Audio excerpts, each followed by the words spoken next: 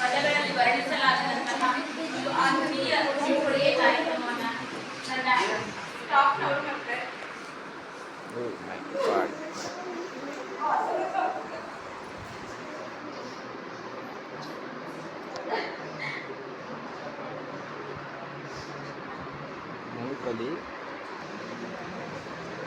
ನಾನು 2012ರಲ್ಲಿ ಏಪ್ರಿಲ್ 26ರಂದು ಈ ಶಾಲೆಗೆ ಆಗಿ ಪ್ರಾಥಮಿಕ ಶಾಲೆಯಿಂದ ಹೈಸ್ಕೂಲ್ಗೆ ಬಡ್ತಿ ಹೊಂದಿ ಬಂದಿದ್ದೆ. ಸೊ ಅಲ್ಲಿ ಕೂಡ ನಾನು 9 ವರ್ಷ 9 ತಿಂಗಳು ಕೆಲಸವನ್ನು ನಿರ್ವಹಿಸಿದ್ದೆ. ನಾನು ಕಲಿತಂತಹ ಶಾಲೆ ಚಿಕ್ಕಪ್ಪನಲ್ಲಿ ನಮ್ಮ ಶಿಕ್ಷಕರೊಂದಿಗೆ ಕೆಲಸವನ್ನು ಮಾಡ್ತಾ ಇದ್ದೆ. ಸೊ ನನ್ನ ಅದೃಷ್ಟವಶಾತ್ ಇಂಥ ಒಂದು ಶಾಲೆಗೆ ಸೇರಲಿಕ್ಕೆ ನನ್ನ ಒಂದು ಉನ್ನತ ವ್ಯಾಸಂಗದ ಆಧಾರದ ಮೇಲೆ ಪ್ರಮೋಷನ್ ಆಯಿತು. ಸೊ ನಾನು ಫಸ್ಟ್ ಈ ಶಾಲೆಯನ್ನು ಆಯ್ಕೆ ಮಾಡಿಕೊಳ್ಳುವಾಗ ತುಂಬ ಜನ ನನಗೆ ಏನು ಮಾಡಿದ್ರು ಅಂತಂದರೆ, ಆ ರೇಂಜಿಂಗ್ಗಳಿಗೆ ಯಾಕೆ ಹೋಗ್ತೀರಿ ನೀವು, ಅದು ಭಾಳ ಡೇಂಜರ್ ಊರದ, ಜನ ಹಂಗೆ ಹಿಂಗೆ ಅಂತ ತುಂಬ ನೆಗೆಟಿವ್ ಮಾತುಗಳನ್ನು ಆಡ್ತಿದ್ರು. ಸೊ ನನಗೆ 2 ಆಪ್ಷನ್ ಇತ್ತು ಅವಾಗ, ಒಂದು ಕನಕಟ್ಟ ಶಾಲೆ ಮತ್ತು ಇದು ರೇಂಜಿಂಗ್ಗಳು. ನಾನು ಅವಾಗ ಗುರುಗುಂಡಿಯಲ್ಲಿ ವಾಸವಾಗಿರೋದ್ರಿಂದ ನಾನೇನು ಮಾಡಿದೆ, ನಮ್ಮ ಮನೆಯವ್ರ ಜೊತೆ ಡಿಸ್ಕಸ್ ಮಾಡಿದೆ.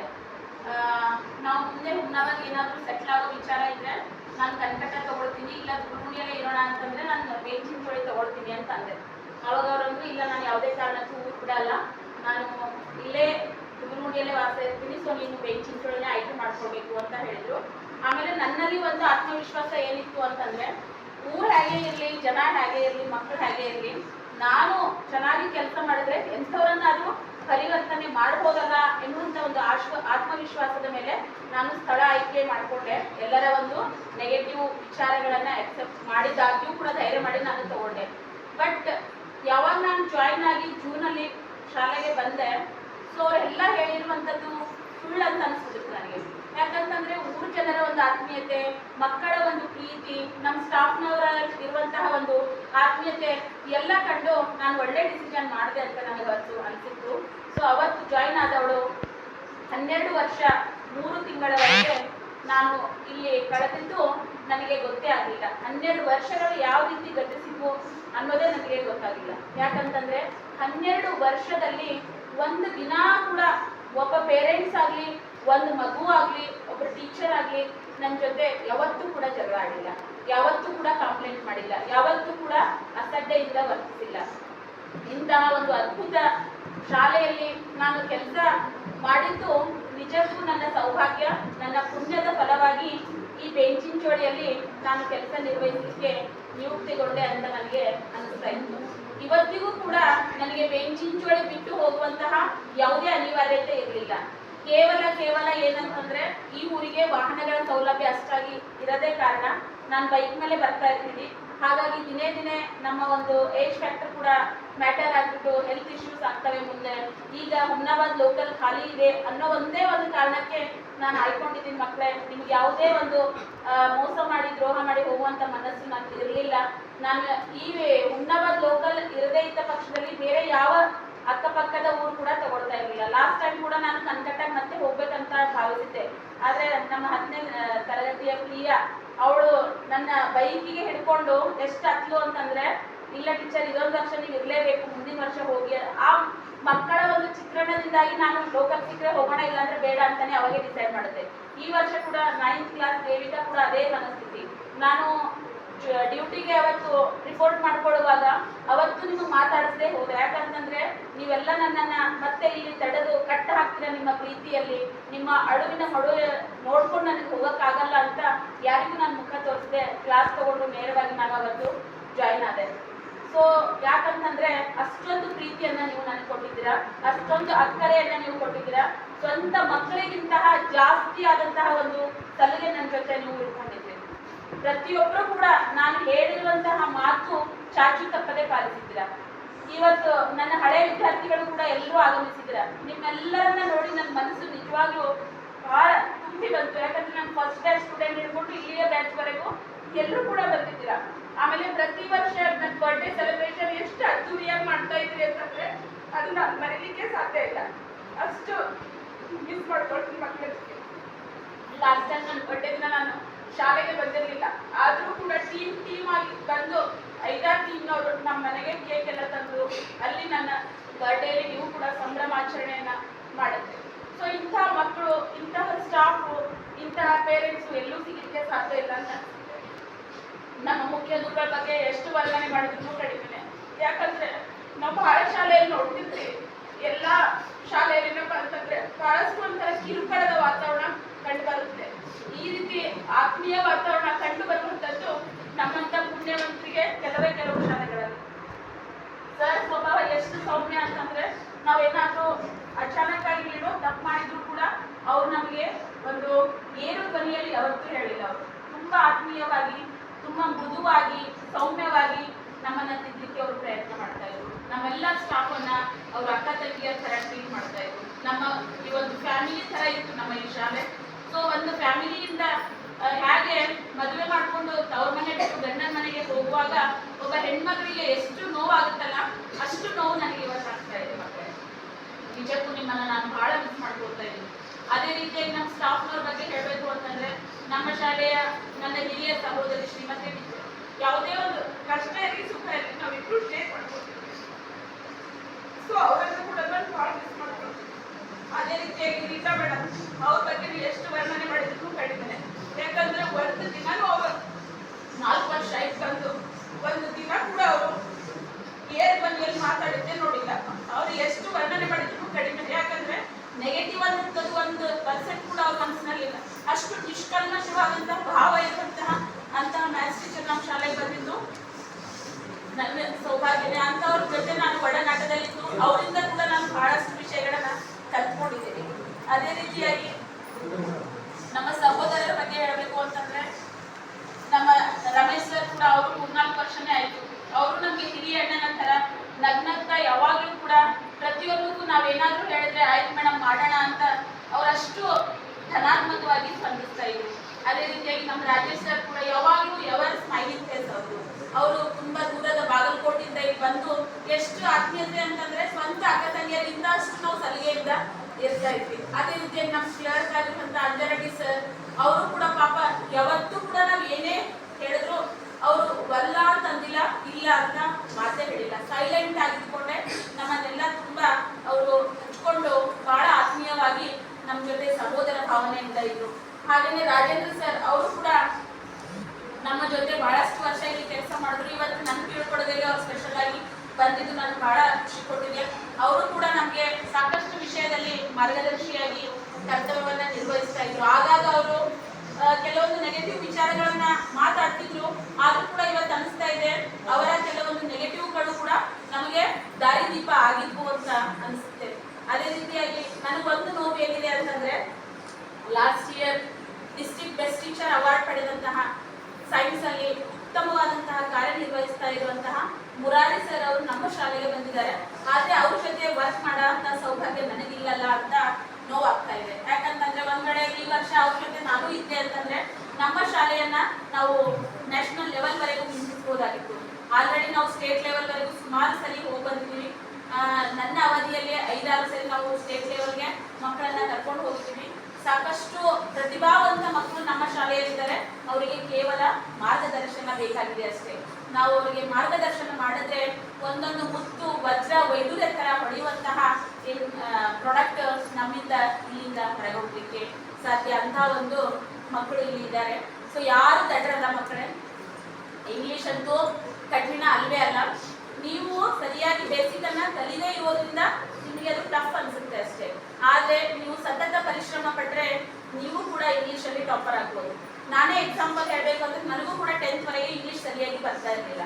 ಆದ್ರೆ ಇವತ್ತು ನಾನು ಒಬ್ಬ ಇಂಗ್ಲಿಷ್ RP ಆಗಿ ಸಮರ್ಥವಾಗಿ ಕಾರ್ಯವನ್ನ ನಿರ್ವಹಿಸ್ತಾ ಇದ್ದೀನಿ. ಅದಕ್ಕೆ ಏನಪ್ಪಾ ಅಂತಂದ್ರೆ practice practice practice practice makes man perfect ಅಂತಾರಲ್ಲ, ನೀವು ಕೂಡ ಸತತವಾಗಿ ಪರಿಶ್ರಮ ಪಟ್ರೆ ನಿಮಗೆ ಕೂಡ ಇಂಗ್ಲಿಷ್ ಬಹಳ ಸುಲಭ ಆಗುತ್ತೆ.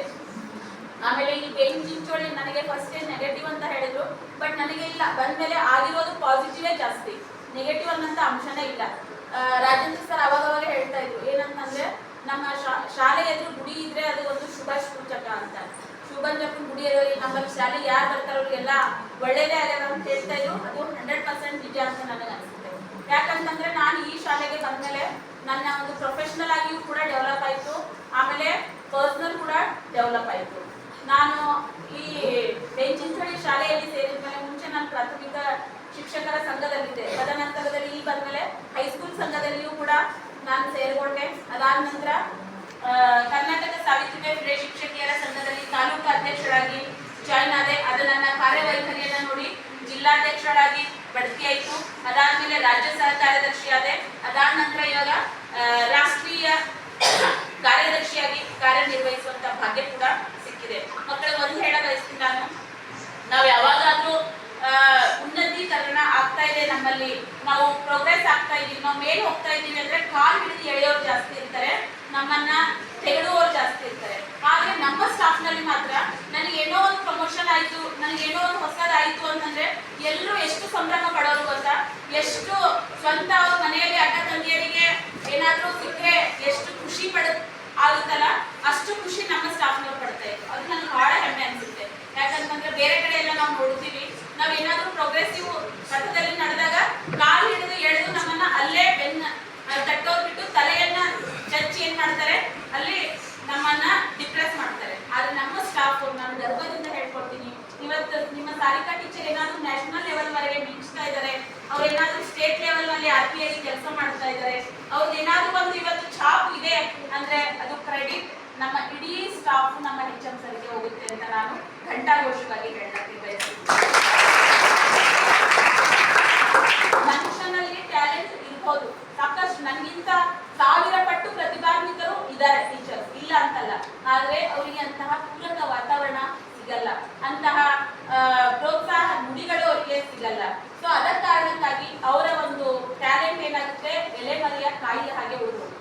ಆದ್ರೆ ನನ್ನಲ್ಲಿರುವಂತಹ ಅಲ್ಪ ಜ್ಞಾನವನ್ನ ನಮ್ಮವರೆಲ್ಲ ಬೆನ್ನು ತಟ್ಟಿ ಅದನ್ನ ಏನ್ ಮಾಡಿದ್ರು, ನಿಮ್ಮಲ್ಲಿ ಇದೇ ನೀವು ಮಾಡ್ತೀರಾ ಅಂತ ನನಗೆ ಪುಷ್ ಮಾಡ್ತಾ ಮಾಡ್ತಾ ಮಾಡ್ತಾ ಈ ಲೆವೆಲ್ಗೆ ಅವರು ತಂದಿದ್ದಾರೆ. ಅವರ ಒಂದು ಋಣ ನಾನು ಎಂದೂ ಕೂಡ ತೀರ್ಸಕ್ಕೆ ಸಾಧ್ಯ ಇಲ್ಲ. ಚಿಟಿಗುಪ್ಪನಲ್ಲಿ ಕೂಡ ನನಗೆ ಕಲಿಸಿರುವಂತ ಒಬ್ಬ ಗುರುಗಳಿದ್ರು, ಜಯವಂತ್ ಸರ್ ಅಂತ. ಅವ್ರ ಹೆಸರು ನಾನು ಸಾಯೋವರೆಗೂ ಮರೆಯಲ್ಲ. ಅವರು ಕೂಡ ನನಗೆ ಕಾನ್ಫಿಡೆನ್ಸ್ ತುಂಬಿದ್ದು, ಧೈರ್ಯ ತುಂಬಿದ್ದು. ಎಲ್ಲರೂ ಅಂತಾರೆ ನಿಮ್ಮಲ್ಲಿ ಎಷ್ಟು ಧೈರ್ಯ ಇದ್ದಾರೆ, ನೀವು ಹೆದರೋದೇ ಇಲ್ಲ. ನಾನು ಪ್ರಾಥಮಿಕ ಲೆವೆಲ್ ನಲ್ಲಿ ಇದ್ದಾಗಿಂದಲೂ ಧೈರ್ಯ ತುಂಬಿದ್ದವರು. ಸೊ ಇಲ್ಲಿ ಮುಂದೆ ಬಂದಾಗ ನನ್ನ ಸ್ಟಾಫ್ನವರು ಕೂಡ ನನಗೆ ಬಹಳಷ್ಟು ಧೈರ್ಯವನ್ನ ತುಂಬುದ್ರ ಜೊತೆಗೆ ಪ್ರೋತ್ಸಾಹದ ನುಡಿಗಳನ್ನಾಡಿ ಯಾವತ್ತೂ ನನ್ನ ಬಗ್ಗೆ ಕೊಂಕನ್ನ ಆಡಲಿಲ್ಲ. ಹಾಗಾಗಿ ನಾನು ನಿರಾಯಾಸವಾಗಿ ಮುಂದೆ ಸಾಗ್ತಾ ಹೋದೆ.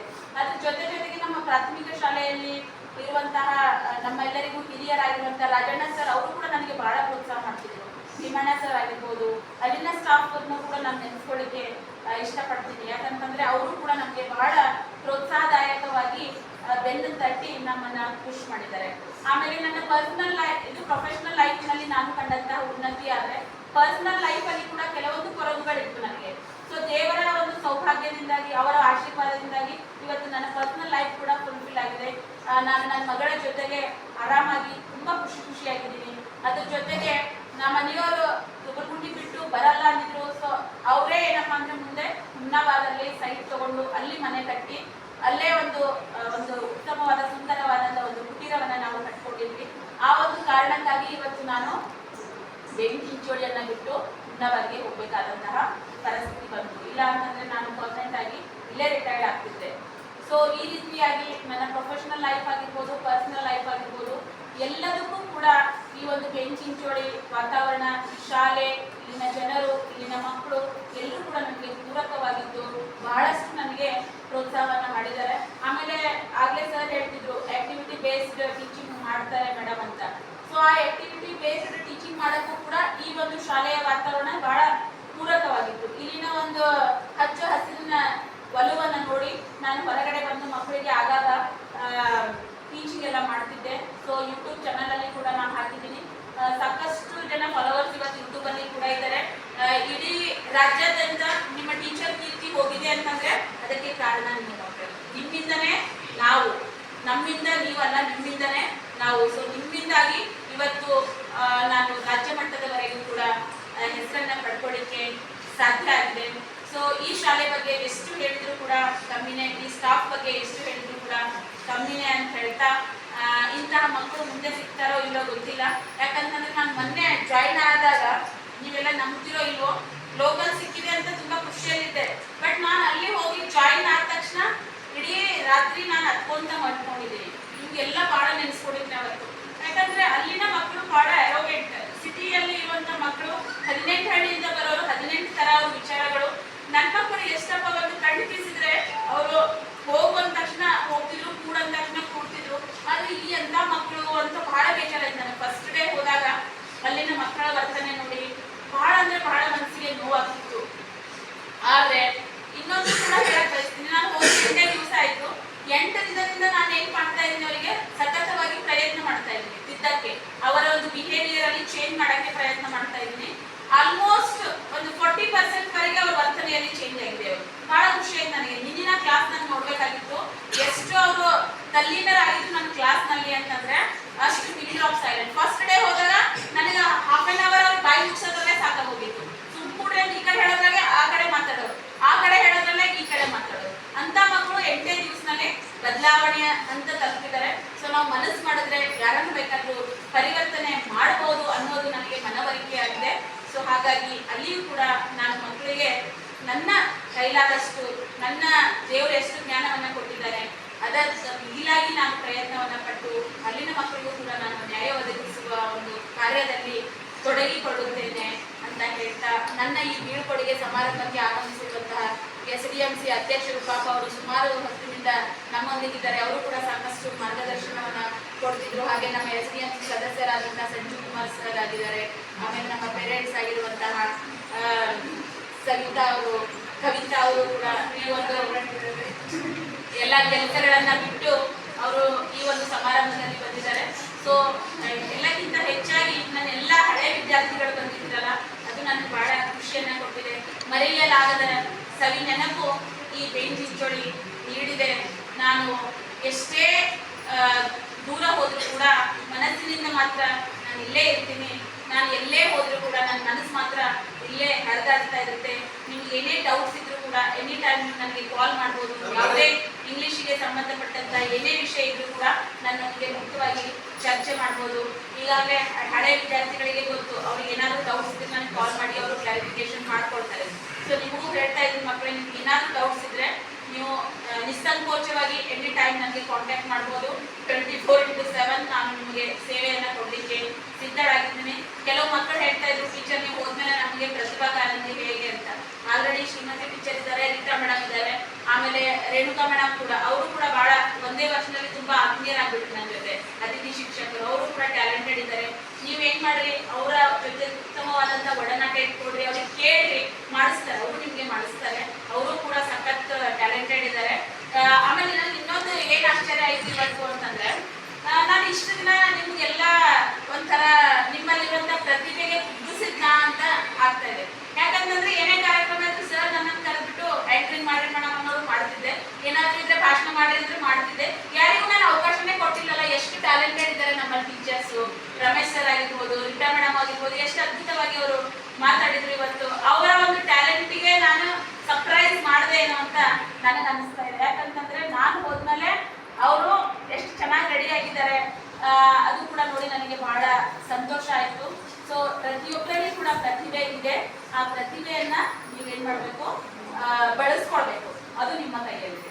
ಆ ಒಂದು ನಿಟ್ಟಿನಲ್ಲಿ ಮತ್ತೆ ಇನ್ನೊಂದ್ಸರಿ ಹೇಳ್ತಾ ಇದ್ದೀನಿ, ಇಲ್ಲಿಯವರೆಗೂ ನಾನು ಬಂದಾಗಿನಿಂದ ಪ್ರತಿ ವರ್ಷ ನನ್ನ ಸಬ್ಜೆಕ್ಟ್ ಅಲ್ಲಿ ಡಿಸ್ಟಿಂಕ್ಷನ್ ಯಾರ್ಯಾರು ಪಡಿತಾರೆ ಅಂತಹ ಮಕ್ಕಳಿಗೆ ನಾನು ಸನ್ಮಾನವನ್ನ ಮಾಡ್ತಿದ್ದು ತಮಗೆಲ್ಲ ಗೊತ್ತಿದೆ. ಅನೇಕ ಮಕ್ಕಳು ಆ ಒಂದು ಸನ್ಮಾನವನ್ನ ಮಾಡಿಸ್ಕೊಂಡಿದ್ದಾರೆ. ಸೊ ನೆಕ್ಸ್ಟ್ ಇಯರ್ ಕೂಡ ಈ ಬ್ಯಾಚ್ಗೆ ನಾನು 2 ತಿಂಗಳು ಹೇಳಿದ್ದೀನಲ್ಲ, ಹಾಗಾಗಿ ನನ್ನ ಕರ್ತವ್ಯ ಇದೆ ಈ ಮಕ್ಕಳಿಗೂ ಕೂಡ ಆ ಒಂದು ಸೌಲಭ್ಯ ಸಿಗಬೇಕು ಅನ್ನುವಂಥ ನಿಟ್ಟಿನಲ್ಲಿ ಈ ಬ್ಯಾಚ್ನಲ್ಲಿರುವಂತಹ ಮಕ್ಕಳು ಕೂಡ ಯಾರ್ಯಾರು 85 ಅಬೋವ್ ತಗೊಳ್ತಿರೋ ಇಂಗ್ಲೀಷ್ನಲ್ಲಿ ನಾನು ಒಂದಿನ ಸ್ಪೆಷಲ್ ಆಗಿ ಬಂದು ನಿಮಗೂ ಕೂಡ ಸನ್ಮಾನವನ್ನ ಮಾಡ್ತೀನಿ. ನೀವು 85% ಪಡೆಯುವಂತಹ ನಿಟ್ಟಿನಲ್ಲಿ ಪ್ರಯತ್ನವನ್ನ ಮಾಡಿ ಅಂತ ಹೇಳ್ತಾ, ಆಮೇಲೆ ಮಕ್ಕಳೇ ಮುಂಚೆ ತರ ಎಕ್ಸಾಮ್ಸ್ ಈಗ ಇಲ್ಲ. ಮುಂಚೆ ಎಲ್ಲ ಕಾಪಿ ನಡೀತಿತ್ತು, ಏನೋ ಆಗ್ತಿತ್ತು, ಹೇಗೋ ಪಾಸ್ ಆಗ್ತಿದ್ವಿ. ಬಟ್ ಇವತ್ತು ನೋಡ್ತಾ ಇದ್ದೀವಿ ನಾವು ರಿಸಲ್ಟ್ ಅಲ್ಲಿ ಯಾರ ನಿಜವಾದ ಪ್ರತಿಭಾವಂತರಿದ್ದಾರೆ ಅವ್ರು ಮಾತ್ರ ವಿನ್ ಆಗ್ತಾರೆ, ಅವ್ರು ಮಾತ್ರ ಪಾಸ್ ಆಗ್ತಾರೆ. ಸೊ ಹಾಗಾಗಿ ಕಾಪಿ ಕನಸನ್ನ ಇಟ್ಕೊಳ್ಬೇಡ್ರಿ. ಎಲ್ಲರೂ ಕೂಡ ಪರಿಶ್ರಮ ಪಡಿ, ಎಲ್ಲರೂ ಕೂಡ ಸತತವಾಗಿ ಟೀಚರ್ಸ್ ಏನ್ ಹೇಳ್ತಾರೆ ಅವರ ಒಂದು ಮಾರ್ಗದರ್ಶನದಲ್ಲಿ ನಾವು ನಿರಂತರವಾಗಿ ಅಧ್ಯಯನಶೀಲರಾಗ್ರಿ, ಟೈಮ್ ಟೇಬಲ್ ಫಾಲೋ ಮಾಡ್ರಿ. 1 ವರ್ಷ ನೀವು ಕಠಿಣವಾಗಿ ಪರಿಶ್ರಮ ಪಟ್ರೆ ಮುಂದೆ ಒಳ್ಳೆ ಕಾಲೇಜ್ ಸಿಗುತ್ತೆ. ಮುಂದೆ 5 ವರ್ಷ ನೀವು ಚೆನ್ನಾಗಿ ಓದಿದ್ರೆ 50 ವರ್ಷ ಆರಾಮಾಗಿ ಇರ್ಬೋದು. ಒಂದ್ ವೇಳೆ ಈ ಒಂದು 5 ವರ್ಷ ನೀವು ವೇಸ್ಟ್ ಮಾಡಿದ್ರೆ ಮುಂದಿನ 50 ವರ್ಷ ತುಂಬಾ ಏನಪ್ಪ ಅಂದ್ರೆ ಕಷ್ಟದಲ್ಲಿ ಕಳಿಬೇಕಾಗುತ್ತೆ. ಸೊ ಯಾರು ದಿಸ್ 5 ಇಯರ್ಸ್ 10 ಆದ್ಮೇಲೆ 5 ಇಯರ್ಸ್ ಏನ್ ಕಷ್ಟ ಪಡ್ತಾರೋ ಅವರು 50 ವರ್ಷ ಸಾಯೋವರೆಗೂ ಆರಾಮಾಗಿ ಟಾಪ್ ಲೆವೆಲ್ ಅಲ್ಲಿ ತಮ್ಮ ಒಂದು ಲಕ್ಸುರಿಯಸ್ ಲೈಫ್ ಅನ್ನ ಲೀಡ್ ಮಾಡಲಿಕ್ಕೆ ಸಾಧ್ಯ ಇದೆ. ಹಾಗಾಗಿ ಎಲ್ಲರೂ ಕೂಡ ಓದಿನ ಕಡೆ ಹೆಚ್ಚಿನ ಒಂದು ಗಮನ ಕೊಡಿ. ಜೊತೆಗೆ ನಿಮ್ಮಲ್ಲಿ ಅಡಗಿರುವಂತಹ ಪ್ರತಿಭೆಯನ್ನ ಅಂದ್ರೆ ಅಲ್ಲೇ ಹುದುಗಿಸಬೇಡಿ, ಆ ಪ್ರತಿಭೆಯನ್ನ ಹೊಳೆಯುವಂತೆ ಮಾಡಿ ಅಂತ ಹೇಳ್ತಾ ಎಲ್ರಿಗೂ ಕೂಡ ಮತ್ತೊಮ್ಮೆ ಮಗದೊಮ್ಮೆ ಹೃದಯ ಸ್ಪರ್ಶಿ ಈ ಬೀಳ್ಕೊಡುಗೆ ಕಾರ್ಯಕ್ರಮ ಆಯೋಜಿಸಿದ್ದಕ್ಕಾಗಿ ನಾನು ಹೃನ್ಮನದಿಂದ ಆತ್ಮೀಯವಾಗಿ ಎಲ್ರಿಗೂ ಕೂಡ ಮತ್ತೊಮ್ಮೆ ಮುಗಿದ ಕೈ ಬಾಗಿದ ತಲೆಯಿಂದ ಧನ್ಯವಾದಗಳನ್ನ ಸಲ್ಲಿಸ್ತೇನೆ.